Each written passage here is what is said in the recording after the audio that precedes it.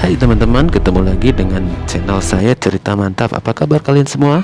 Semoga sehat selalu, rezeki lancar, dan tetap semangat. Mohon maaf lama tidak membuat video dikarenakan kesibukan di dunia nyata. Di sini saya akan menceritakan film yang merupakan film romantis yang dirilis 2012, bercerita tentang pertemuan seorang gadis dengan pemuda setengah serigala. Film ini dibintangi Son Joong Ki dan Park Jo Young, dan film ini pun banyak mendapatkan penghargaan dengan penjualan terbanyak hingga 15 November 2012. Film ini berjudul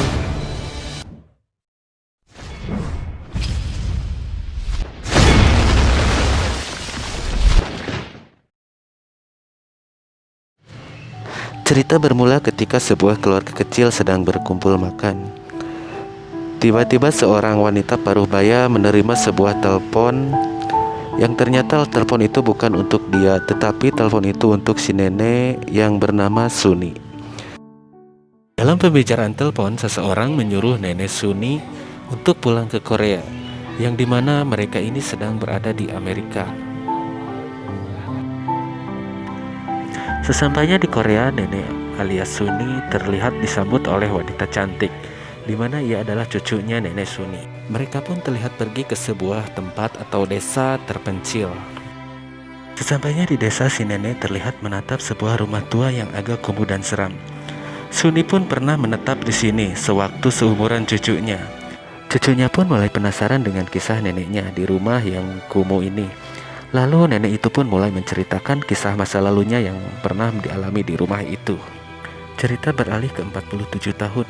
Terlihat Suni muda saat itu berusia 17 tahun.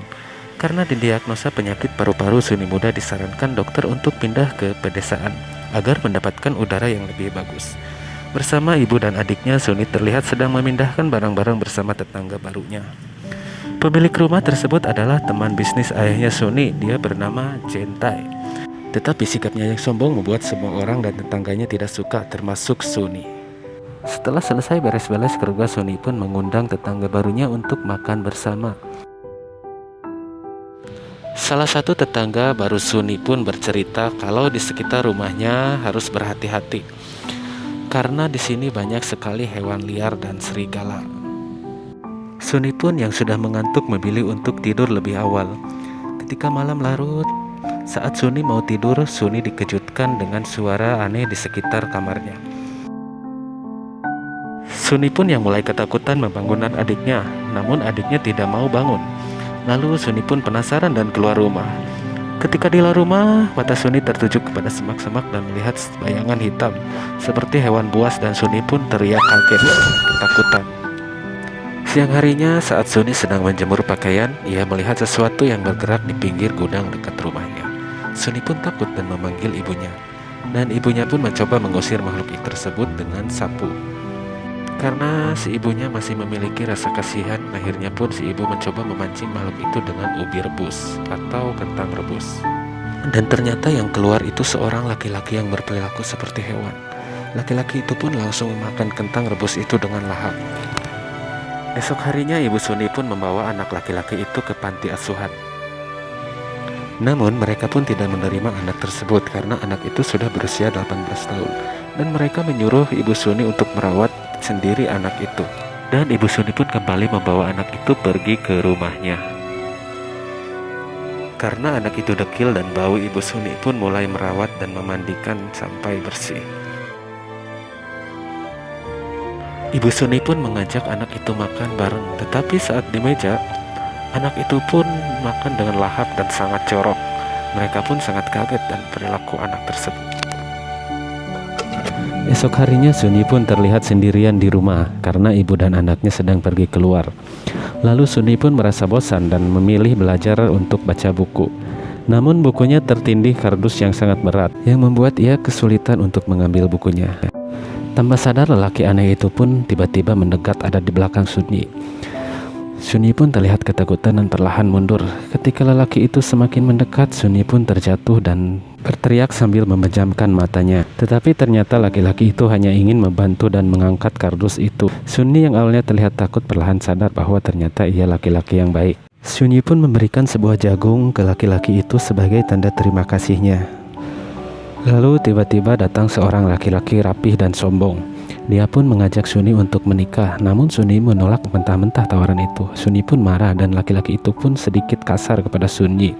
Sunyi pun tidak senang dengan perlakuan laki-laki itu. Saat Sunyi dipaksa, tiba-tiba laki-laki aneh itu pun datang dan mengusir laki-laki sombong itu. Laki-laki itu pun pergi keluar dengan sedikit rasa takut, dan Sunyi pun terlihat bingung di sini melihat tingkah laku laki-laki jadi-jadian ini. Esok harinya terlihat Sunyi sedang merebus kentang dan bertanya kepada ibunya, "Di mana lelaki itu?" Lalu si ibu menjawab, "Apakah kamu mencari Chulso?" Sunyi pun bertanya, "Siapa Chulso?" Si ibu pun menjawab bahwa sekarang laki-laki itu bernama Chulso. Sedangkan di tempat lain berbeda terlihat adik-adiknya sedang berlari-lari dan diikuti oleh Chulso. Saat sedang asik bermain, Sunyi pun datang dengan sedikit terengah-engah dan bertanya kepada adiknya. Sunyi pun terlihat menghampiri Chulso. Sunyi pun mengeluarkan sesuatu dari dalam sakunya. Ternyata Sunyi membawa kentang rebus untuk diberikan kepada Chulso dan sambil mengajarinya cara makan yang baik. Ketika ia menyodorkan kentang rebus itu, dengan tidak sabarnya Chulso langsung ingin memakannya. Tetapi ditahan oleh Sunyi yang mengakibatkan tangan Sunyi berdarah karena gigitan oleh Chulso. Dan dengan sabarnya Sunyi pun menyodorkan lagi kentang rebus itu. Tapi ada syaratnya, jika ia bilang tunggu, dia tidak boleh memakannya. Chulso pun diam dan menurut. Ketika Sunyi mengizinkan Chulso makan, dengan lahapnya Chulso memakan kentang itu. Sunyi yang melihat Chulso menurut perkataannya, kemudian memberikan hadiah dengan mengelus rambutnya Chulso. Sesampainya di rumah, Sunyi pun bersiap untuk makan bersama. Namun ibunya sedikit heran, mengapa Sunyi mau makan dengan Chulso? Yang dulu Sunyi tidak mau makan dengan Chulso karena dia jorok. Tapi sekarang Sunyi tidak memperdulikannya. Dia pun menyuruh adiknya untuk memanggil Chulso yang sengaja dikunci di kamar. Chulso pun keluar dan langsung melahap dengan terburu-buru. Namun Sunyi mengatakan diam. Dia pun sedikit menurut. Hari demi hari banyak hal yang diajarkan Sunyi kepada Chulso. Dan ketika Chulso mengajarkan satu hal yang baik, Sunyi akan memberikan hadiah, yaitu dengan mengelus-ngelus rambutnya dengan lembut. Keesokan harinya terlihat Sunyi sedang memotong rambut Chulso yang selama ini sangat panjang dan tidak terurus. Lalu tiba-tiba ibunya mengajak pergi mereka ke pasar untuk membeli keperluan. Dan mereka pun pergi bersama-sama. Sesampainya di pasar, mereka pun melihat-lihat dan memilih-milih baju, dan mereka pun berniat ingin memberikan baju untuk Chulso. Tetapi saat Sunyi sedang memilih-milih baju, Chulso pun tidak ada di samping mereka. Dan ketika dicari, ternyata Chulso pun sedang berada di penjual makanan. Ketika Sunyi akan membayar makanan yang dibeli Chulso, tiba-tiba besi besar akan jatuh menimpa Sunyi, dan Chulso pun langsung melindungi Sunyi dengan punggungnya. Akan tetapi semua orang dan Sunyi pun heran melihat Chulso yang terlihat nampak tidak apa-apa dan tidak ada luka sedikit pun. Chulso pun dibawa ke dokter atau tabib, tetapi dokter heran karena tidak ada luka yang parah sedikit pun di badan Chulso. Di saat malam harinya terlihat Jintai dengan perempuan sedang mengendarai mobil dengan kecepatan tinggi dan sedikit mabuk. Karena kan mereka ngebut, mereka pun tak sengaja menabrak seekor kambing milik peternak sekitar. Alhasil mereka pun panik dan langsung pergi meninggalkan tempat itu. Dan kebetulan Chulso pun sedang berada di sana. Chulso pun yang melihat itu langsung mengambil kambing yang ketabrak dan memberikannya kepada pemiliknya. Pagi pun datang, terlihat Sunyi sedang mengajarkan menulis dan membaca kepada Chulso. Sedikit demi sedikit Chulso pun mulai paham. Lalu Sunyi pun terlihat memainkan gitar. Ketika selesai memainkan lagu, Chulso pun perlahan mengusap rambut Sunyi. Sunyi pun menjadi salting dan agak sedikit gugup dan malu-malu. Dan mereka pun semakin dekat dan saling menyukai. Malam pun datang dan mereka pun pergi ke kamar masing-masing untuk tidur. Tetapi si sombong Jintai terlihat datang mengendarai mobil dan akan masuk ke rumah Sunyi. Karena ia punya kunci masing-masing pintu rumah itu. Dan ia pun masuk ke kamarnya Sunyi. Dan Chulso pun mengawasi dari jauh. Ketika kamar dibuka, ternyata Sunyi sudah berada di depan pintu. Lalu Jintai mengajak Sunyi untuk makan malam. Terlihat juga beberapa pria berjaga di luar. Lalu tangan Sunyi pun dipegang erat oleh Jintai. Chulso pun yang lihat itu marah. Tetapi Jintai sengaja memancing Chulso agar keluar dengan membanting Sunyi ke tanah, yang membuat Chulso sangat marah. Dan seketika dia berubah wujud menjadi serigala. Ia pun menyerang beberapa pria yang berada di sana. Dan juga ia langsung menyerang Jintai dan ingin mencengkeramnya. Tetapi Sunyi menyuruhnya dengan mengatakan, "Tunggu." Chulso pun seketika diam dan ia pun berubah menjadi manusia kembali. Malam itu juga beberapa polisi datang ke rumahnya Sunyi bertanya bagaimana kejadian tersebut. Chulso pun mengadu ke polisi. Dia mengatakan bahwa Chulso berubah menjadi serigala. Sedangkan Sunyi yang masih shock hanya bisa diam. Lalu polisi bertanya, "Mengapa Jintai masuk ke kamar Sunyi?" Jintai pun menjawab, "Ini rumahnya." Dan ia pun menunjukkan kuncinya. Ributan pun terjadi. Bahkan Jintai pun mengusir Sunyi untuk mengangkat kaki dari rumahnya. Sunyi pun yang marah menyanggupinya. Tetapi Sunyi mengatakan kepada Jintai, "Jangan belagu, karena ternyata semua hartanya itu milik almarhum ayahnya Sunyi." Namun ia menjadi hak waris dengan paksaan ayahnya Jintai, sehingga semua hartanya jatuh ke tangan Jintai. Setelah itu Sunyi terlihat keluar dan diikuti Chulso. Jintai pun yang marah mengamuk sampai membanting gitarnya Sunyi. Sementara itu terlihat Sunyi dan Chulso berbicara berdua. Sunyi bertanya kepada Chulso tentang apa yang dilihatnya tadi. Tetapi polisi tiba-tiba langsung menahan Chulso dan memborgolnya. Akhirnya polisi memutuskan untuk mengurung Chulso di gudang kotor yang sudah dibersihkan bersama keluarga Sunyi. Di sana ada ruangan kecil yang ditempati oleh Chulso dan dia tidak diizinkan untuk keluar. Dan dia hanya bisa melihat dari jendela untuk melihat keadaan di luar. Dan di sana juga dipasang CCTV agar bisa memantau Chulso. Ketika keadaan sepi, Sunyi masuk sembunyi-sembunyi ke dalam gudang dan menemui Chulso. Di sana Sunyi memberikan buku. Nantinya jika Chulso sudah bisa membaca, ia ingin dibacakan dongeng oleh Chulso. Lalu Sunyi membawa Chulso keluar untuk mencari udara segar. Ketika mereka tiba di padang rumput yang indah, mereka pun berlari. Tetapi saat berlari, Sunyi pun tiba-tiba jatuh dan sesak napas dan ia pun pingsan. Chulso pun panik dan langsung membawa Sunyi ke rumah, tapi di rumah tidak ada siapa-siapa, sehingga Chulso membawanya kembali ke hutan. Hari pun mulai gelap. Ibu Sunyi dan warga beramai-ramai mencarinya, namun mereka pun sangat kesulitan untuk menemukan Sunyi.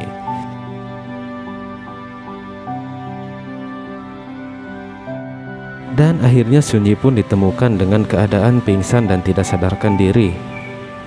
Polisi pun menangkap Chulso dan sekarang polisi mengangkatnya dengan rantai agar tidak bisa kabur lagi. Polisi pun diskusi dengan keluarganya Sunyi tentang kemungkinan yang akan terjadi ke depannya. Jika Chulso berulah lagi, terpaksa polisi akan menembaknya atau membunuhnya karena tidak ada pilihan lain. Tapi ketika dipantau dari CCTV tidak ada yang aneh dengan Chulso. Tapi Jintai dengan liciknya mengatakan bahwa ia pernah melihat Chulso memburu kambing. Dan Sunyi pun mendengarnya tidak percaya.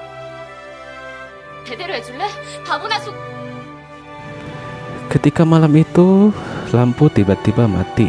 Jintai pun sudah mengatur rencana dengan menghabisi dan membunuh penjaga di sana dengan besi. Lalu Jintai pun masuk menemui Chulso dan sengaja berkata bahwa Sunyi sekarang membencinya.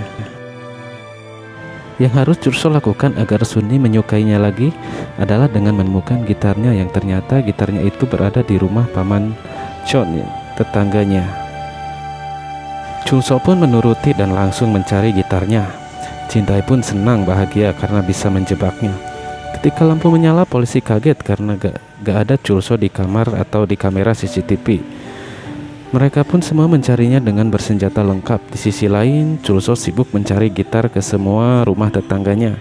Terlihat seorang tetangga wanita ketakutan oleh Chulso dan berteriak keras. Alhasil polisi pun akhirnya menemukan Chulso dan mengepungnya. Dan dia pun sudah tidak bisa kabur lagi. Tetapi Sunyi tiba-tiba perlahan mendekati Chulso dan perlahan mengulurkan tangannya. Ketika Sunyi dan Chulso berpegangan tangan, tiba-tiba Jintai memegang senjata dan mengarahkannya ke mereka berdua.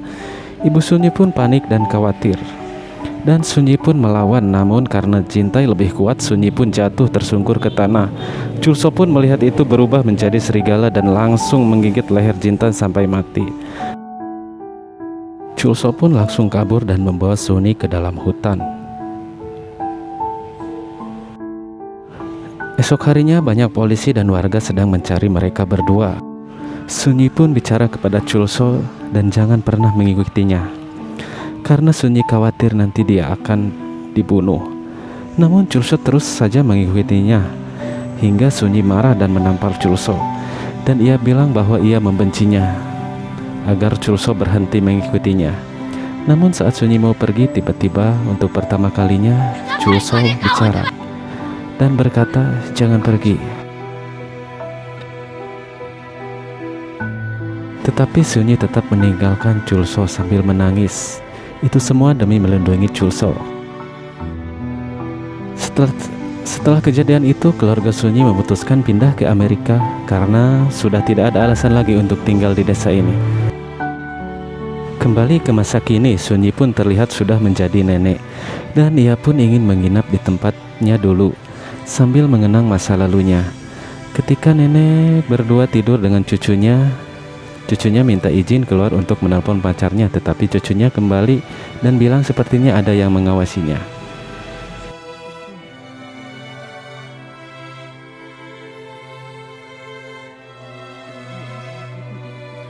Dan si nenek pun tidak bisa tidur dan keluar untuk melihat-lihat tempat di mana Chulso dulu dikurung.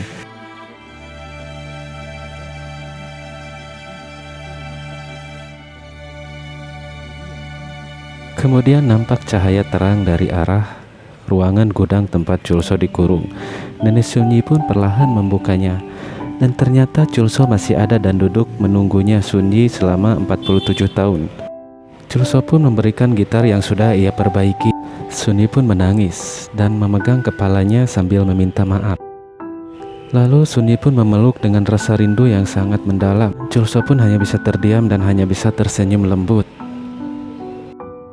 Inilah keinginan Sunyi pun tercapai untuk bisa dibacakan dongeng oleh Chulso. Sunyi pun sampai terlelap tertidur mendengarkan dongeng yang dibacakan oleh Chulso. Keesokan harinya Sunyi pun terbangun dan harus pergi lagi ke Amerika. Terlihat Chulso pun hanya bisa pasrah dan hanya bisa memandangi mobil Sunyi yang pergi dan semakin jauh. Dan cerita pun selesai. Pelajaran yang kita bisa ambil dari film ini adalah pada akhirnya perpisahan akan membuat kita sadar bahwa kita hanyalah manusia yang tak memiliki kekuatan apapun di mata Tuhan. Kita hanyalah manusia yang panah yang pada akhirnya akan berpisah dengan orang-orang yang kita cintai.